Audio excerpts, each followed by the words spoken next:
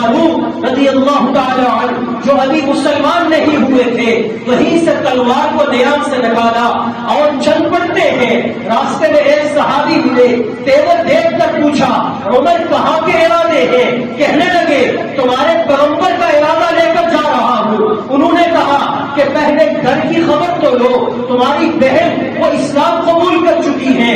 پارا اور چڑھ گیا اور غصے میں آ گئے. حضرت عمر فاروق دو بھائی اور ایک اکلوتی بہن تھی. حضرت عمر فاروق کے دوسرے بھائی کا نام حضرت زید تھا. حضرت عمر فاروق کی بہن کا نام فاطمہ تھا.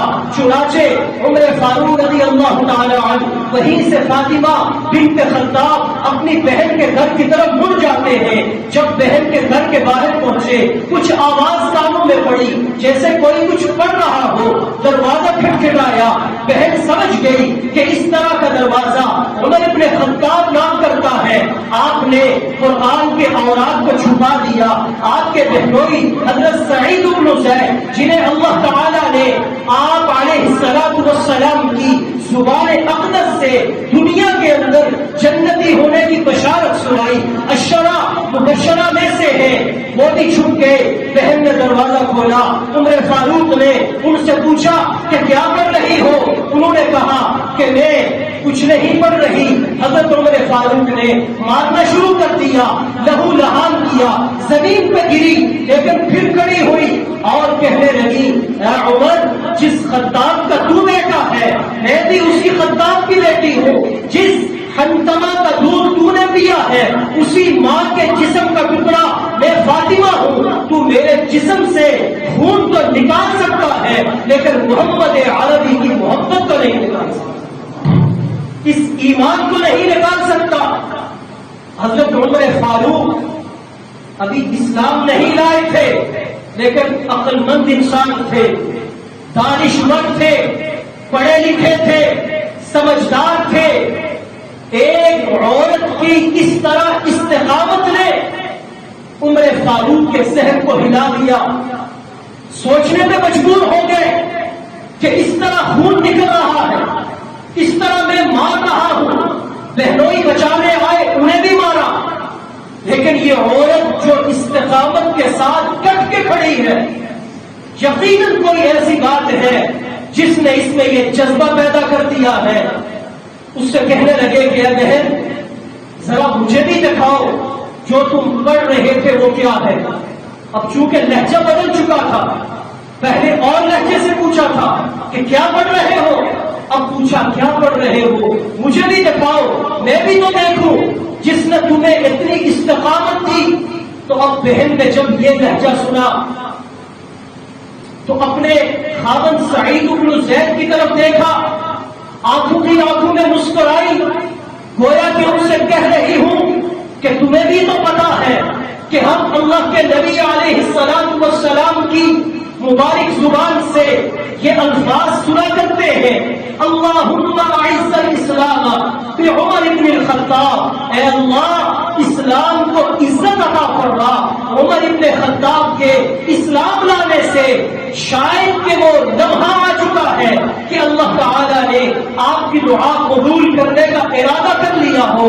چنانچہ بہن نے کہا بہنیں آپ غسل کریں, لا یمسہ الا المطہرون, یہ کلام الہی ہے, اس کو وضو پاک ہو کر چھونے کی اجازت ہے.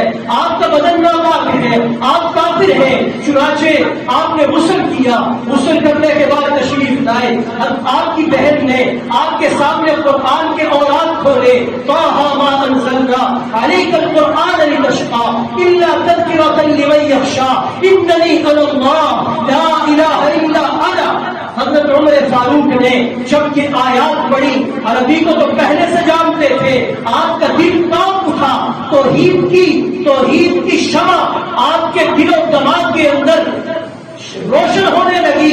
حضرت عمر فاروق نے بہن سے یہ فرمایا کہ اے بہن مجھے بھی اس بارگاہ رسالت کے اندر لے چل. عمر فاروق اسلام قبول کرنا چاہتا ہے.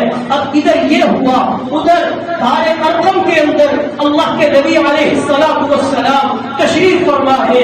اللہ کے حضور یہ دعائیں مانگ رہے ہیں. حضرت حمزہ آپ کے چچا جو بڑے بہادر انسان تھے، جنہیں اللہ کے نبی نے سید الشہداء کا لقب بھی عطا فرمایا تھا، 2 دن پہلے انہوں نے بھی اسلام قبول کیا، وہ بھی وہاں موجود ہے. خبر مشہور ہوئی کہ آج اس طرح دار الندوہ میں میٹنگ ہوئی ہے، عمر کے ذمہ یہ کام لگا ہے، اور دیکھا کہ عمر آ رہے ہیں، تلوار اسی طرح ہاتھ میں ہے.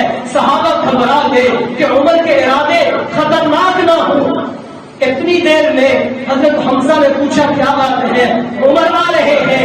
آپ نے اپنے بازو چڑھا لیے اور فرمایا کہ عمر کو آنے دو، جس ارادے سے آیا ہے اسی زبان میں بات کروں گا. کہ اسی اثنا میں اللہ کے نبی علیہ السلام نے فرمایا، اے میرے صحابہ بیٹھ جاؤ، گھبرانے کی پریشان ہونے کی ضرورت نہیں ہے، اس لیے کہ عمر خود نہیں آ رہا، میں نے اللہ سے مانگ کر عمر کو بلایا، قبول کیا. جب نماز کا وقت ہوا صحابہ تیاری کرنے لگے. عمر فاروق نے پوچھا، یا رسول اللہ صلی اللہ علیہ وسلم کیا ارادے ہیں؟ آپ نے فرمایا نماز پڑھنی ہے، عبادت کرنی ہے. کہاں کرنی ہے؟ یہی زید بن ارقم کے گھر میں. عمر فاروق کہنے لگے کہ عبادت کی جگہ تو بیت اللہ ہے، آپ یہاں عبادت کیوں کریں گے؟ اللہ کے نبی نے فرمایا، اے عمر تمہاری قوم مجھے بیت اللہ کے اندر عبادت نہیں کرنے دیتی. عمر فاروق تھوڑی دیر خاموش ہوئے، پھر عرض کیے، یا رسول اللہ میں نے سنا ہے کہ آپ اللہ سے میرے لیے دعائیں مانگا کرتے تھے کہ اے اللہ عمر کے اسلام قبول کرنے کے ساتھ اسلام کو عزت اور شوکت عطا فرما. اللہ کے نبی نے جب اس بات میں سر ہلایا تو عمر فاروق نے عرض کی، یا رسول اللہ میرے اسلام لانے سے پہلے بھی آپ یہاں عبادت کرتے تھے، آپ کا غلام عمر ابن خطاب اسلام قبول کر چکا ہے، اب بھی عبادت یہی کریں گے. تو اس دعا کا کوئی اثر تو نہ ہوا، پھر اسلام کی شان و شوکت وہ تو ظاہر نہیں ہوئی. یا رسول اللہ آج آپ عبادت یہاں نہیں کریں گے، آپ کا غلام عمر آگے آگے جائے گا اور آپ کو بیت اللہ کے اندر لے کر جائے گا. آج آپ بیت اللہ کے اندر اللہ کی عبادت کریں تاکہ اسلام کی شان و شوکت کا اظہار ہو، اسلام کی عزت ظاہر ہو. 5 سال دعوت کو گزر چکے، اسلام کو وہ شان و شوکت نصیب نہیں ہوئی جو عمر فاروق کے اسلام قبول کر لینے کے بعد حاصل ہوئی. اب ہوا کیا؟ اللہ کے نبی مسکرا اٹھے، تیار ہو گئے. تمام صحابہ عمر فاروق کے ساتھ وہاں سے نکلے. آگے آگے عمر فاروق ننگی تلوار لیے چل رہے ہیں، پیچھے آقا دو جہاں وہ تشریف لے جا رہے ہیں. عمر فاروق نے بیت اللہ کے اندر جا کر یہ اعلان فرمایا، سنو مکے والوں، آج عمر ابن خطاب اسلام قبول کر چکا ہے. اگر کسی نے اپنی اولاد کو یتیم کروانا ہو، اپنی بیوہ کو بیوہ کروانا ہو، اپنے بوڑھے ماں باپ کو بوجھ بنانا ہو تو آ جائے عمر فاروق کے سامنے تاکہ میں اس کی گردن کاٹوں. اور کوئی ہے جو آج ہمیں عبادت سے روکے؟ اللہ کے نبی علیہ السلام بیت اللہ کے اندر عبادت ادا کرتے ہیں. کسی کافر کے اندر کوئی ہمت اور جرأت نہیں کہ عمر فاروق کو آ کر کر سکے. یہ بیت اللہ یعنی خانہ کعبہ کے اندر سب سے پہلی نماز جو ادا کی گئی اس کی وجہ بھی عمر فاروق بنے. تو یہ بیت اللہ بھی آپ کے ہاتھوں میں فتح ہوا اور بیت المقدس جو صلیبیوں کے کنٹرول کے اندر تھا، جہاں عیسائی قابض تھے، عمر فاروق کو اللہ تعالیٰ نے یہ شان اور شوکت عطا فرمائی کہ اس بیت المقدس کو بھی اگر کسی نے فتح کیا ہے تو وہ جناب عمر ابن خطاب کی شخصیت. نعرہ تکبیر،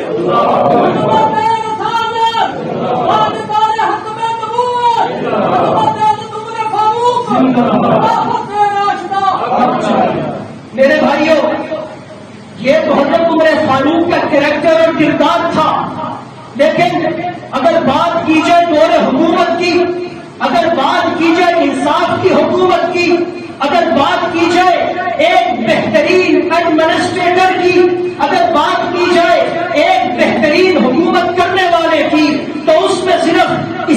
کے اندر ہی نہیں بلکہ دنیا کی تاریخ کے اندر اگر کوئی سب سے بڑا رہنما مانا جاتا ہے تو وہ جناب سیدنا عمر ابن خطاب کو مانا جاتا ہے۔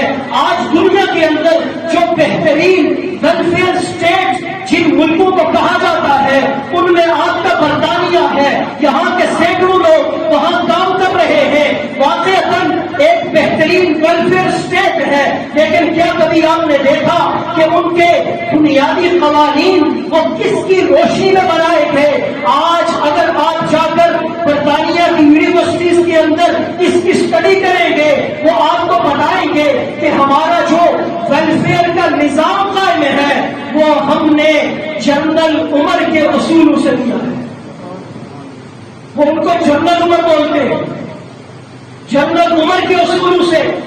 آپ ناروے کے اندر چلے جائیں، آج بھی ناروے کے اندر جو ویلفیئر کا ایک نظام قائم ہے، بہترین نظام ہے، جسے ہم مسلمان بیت المال کا نظام کہتے تھے، ان ناروے والوں نے بچوں کے لیے جو قانون بنایا کہ جب بچہ پیدا ہو اس کے دودھ کا خرچ، جب بچہ بڑا ہو اس کی تعلیم کا خرچ وہ حکومت برداشت کرے گی، والدین پر بوجھ نہیں بنے گا۔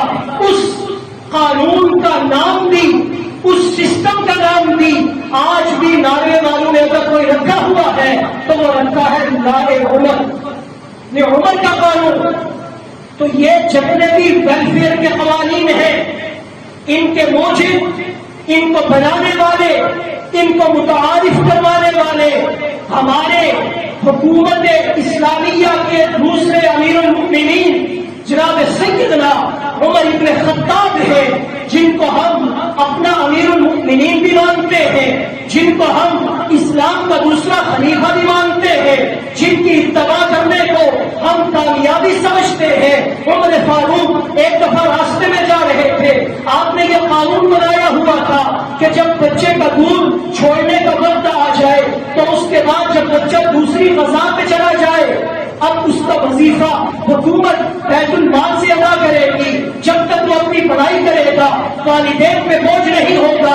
یہ قانون بن گیا۔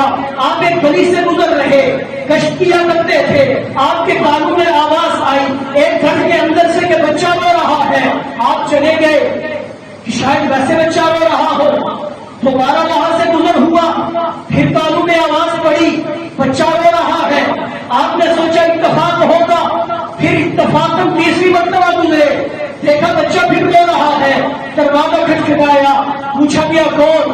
کہا عمر۔ آپ اندر تشریف لے گئے، اس کی ماں سے پوچھا بچہ کیوں رو رہا ہے؟